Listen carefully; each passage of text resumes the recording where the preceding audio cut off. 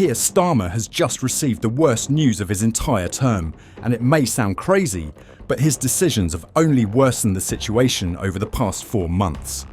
All signs point to the possibility that Starmer may soon have to resign. Let's dive into this shocking development right now.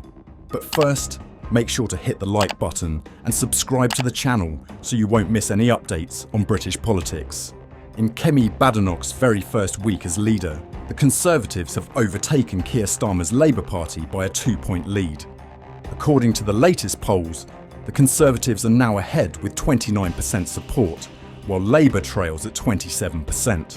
This marks the Conservatives' best performance since February, representing a positive turning point after their bitter defeat to Labour in July. Back then, Keir Starmer led Labour to a resounding victory, securing 34% of the votes and a 174-seat majority in Parliament, handing Rishi Sunak's Conservatives their heaviest electoral defeat in history. However, the outlook isn't so bright for Labour as Rachel Reeves's enormous £40 billion tax policy begins to reveal its flaws. Starmer's blind policy choices are rapidly eroding his credibility. In contrast, just days into her role, Kemi Badenoch has made a strong impression by rallying support for the Conservatives. According to polls, Badenoch's approval rating stands at -3, a respectable figure compared to Keir Starmer's -25. Notably, although still relatively unfamiliar to voters with only around a third recognising her, Kemi is clearly gaining public trust with her resolute leadership style and her decisive approach to every decision. This poll is only one of many signs showing increased support for Kemi Badenoch and the Conservatives since she defeated Robert Genrich in the race to replace Rishi Sunak.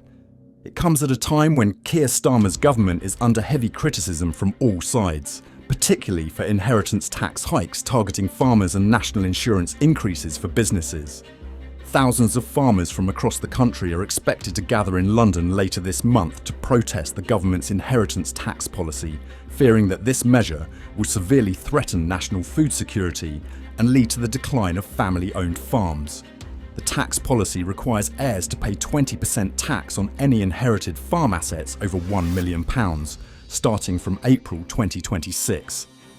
In addition, major UK businesses are also voicing concern over the national insurance contribution increase from 13.8% to 15%, a move seen as a blatant betrayal of Labour's previous no tax hike promise. Clearly, these policies will only add to the burden on workers, as most businesses will pass on the tax increase through pay cuts, directly contradicting the lofty promises Keir Starmer made in the past. Meanwhile, Nigel Farage's Reform UK is steadily gaining ground, with support rising from 18% to 19% since early November. In contrast, the Liberal Democrats are seeing a decline, dropping from 14% to 11%, while the Green Party's support remains steady at 8%. Political analyst Meister Trial sarcastically commented that the current allocation of support is making the UK resemble a European country with a proportional representation voting system, which stands in stark contrast to the traditional majority voting system. Is this truly the direction the UK should follow? Or is this just a political ploy to keep Keir Starmer in power? In another development, Labour's proposed inheritance tax changes are threatening the survival of medium and small farms. Despite government assurances that small farms would be exempt, research from the Country Land and Business Association, CLA, reveals a different reality. According to their findings, this new tax policy could entirely wipe out profits for farms, leading to stagnation in production and even forcing farm owners to sell land to cover massive tax bills. The study specifically showed that a typical 200-acre farm in the UK, if privately owned, would face an inheritance tax bill of up to £427,000 upon the owner's death. Spread over 10 years, this would mean the farm would have to allocate up to 159% of its annual profits just to cover taxes, a crushing burden. The result is that many farms will face bankruptcy or be forced to sell off land to stay afloat, losing the cherished values that have been built over generations.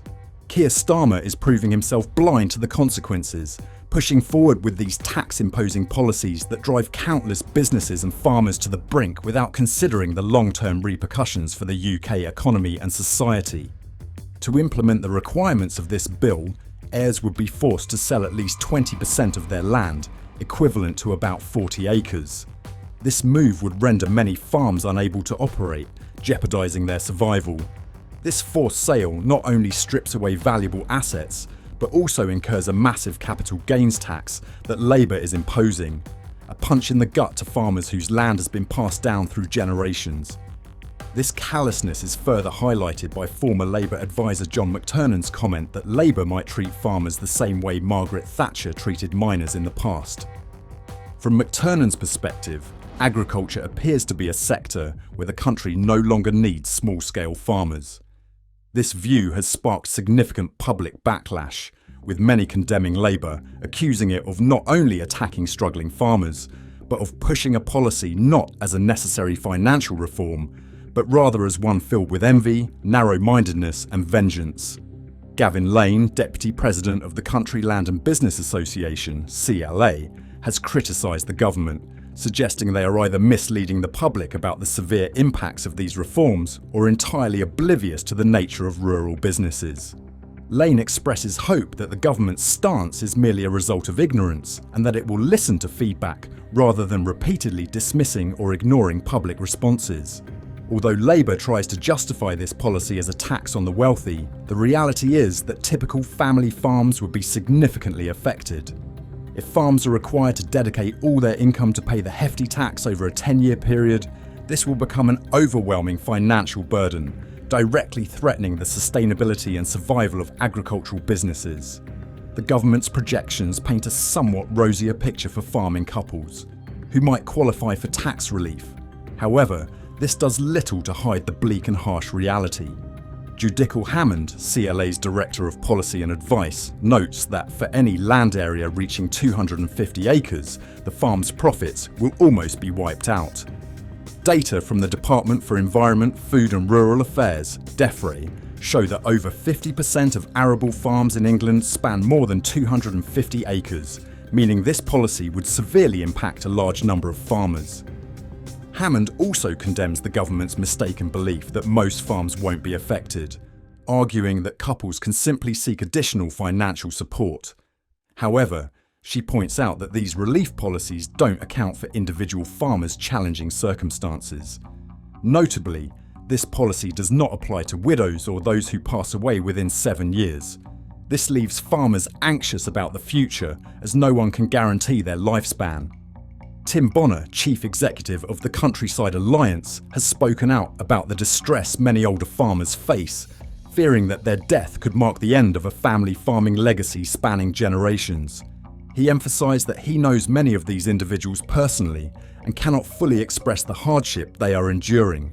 While Bonner doesn't believe Rachel Reeves is intentionally pushing cruel policies, he stresses that a reasonable solution is needed to address inheritance tax evasion without harming innocent farmers.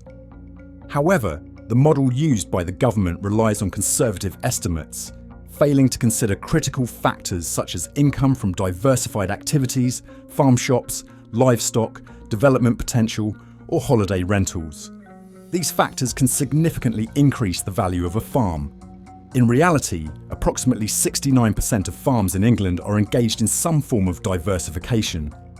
The ongoing debate between the National Farmers Union, NFU, and the government shows no signs of abating. The government claims that only about a quarter of farmers will be affected, insisting all those impacted are wealthy farmers.